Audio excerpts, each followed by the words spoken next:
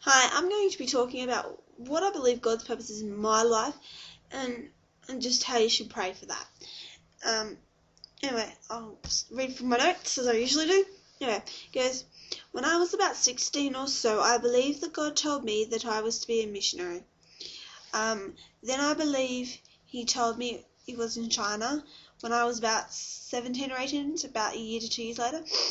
I always had a feeling that I would be persecuted by the Chinese government, and they would not like that for doing.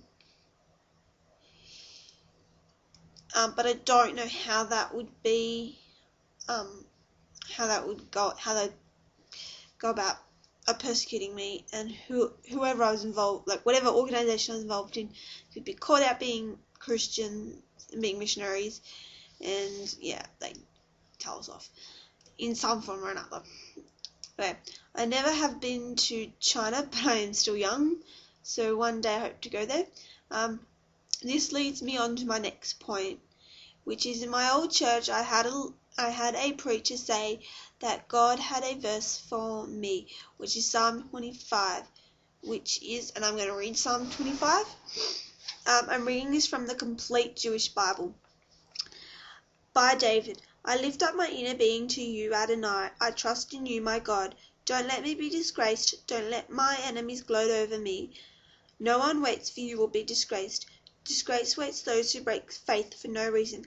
Make me know your ways, Adonai. Teach me your paths. Guide me in your truth and teach me. For you are the God who saves me. My hope is in you all day long. Remember your compassion and grace, Adonai, for these are age old. Don't remember my youthful sins or transgressions, but remember me according to your grace, for the sake of your goodness, Adonai. Adonai is good, and he is fair. This is why he teaches the sinners the way, leads the humble to do what is right, and teaches the humble his way. Adonai's paths are grace and truth to those who keep his covenant and instructions. For the sake of your name, Adonai, forgive me my wickedness, great though it is. Who is the person who fears Adonai? He will teach him the way to choose. He will remain prosperous, and his descendants will inherit the land. Adonai relates intimately with those who fear him. Fear him. He makes them know his covenant. My eyes are always directed towards Adonai, for he will free my feet from the net. Turn me and show me your favor, for I am alone and oppressed. The troubles of my heart are growing and growing. Break me out of my distress. See my afflictions and sufferings, and take all my sins away. Consider my enemies, how many there are, and how cruelly they hate me. Protect me and rescue me. Don't let me be disgraced, for I take refuge in you. Let integrity and uprightness preserve me, because my hope is in you.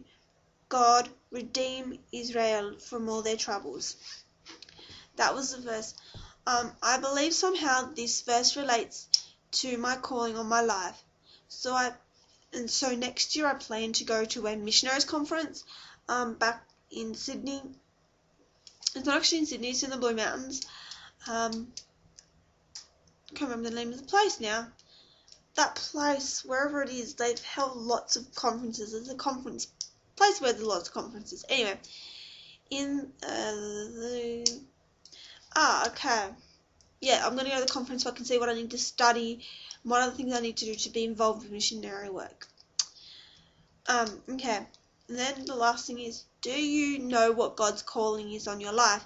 If not, you should pray. So if you don't know what God's calling is for you in your life, you should pray and go, God, what is my calling?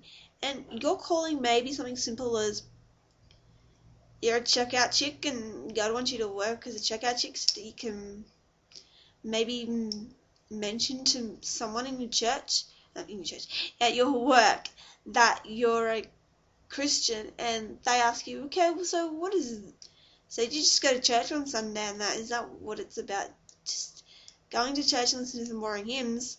You're like, no, it's really about having a life with God and having someone Jesus is my best friend and someone who never ever lets me down and someone who I can always trust in. And that's what it's about. So that could be a calling, or you could be a car mechanic and the same thing, or you could have a calling you like to go overseas and be a missionary, but not everyone does. So yeah. What your calling may be, you may have some extra money, and like your neighbour's really struggling financially because he's lost his job or she's lost her job, and so you lend them an extra couple bucks for a couple of months, and then they get a job and they pay you back.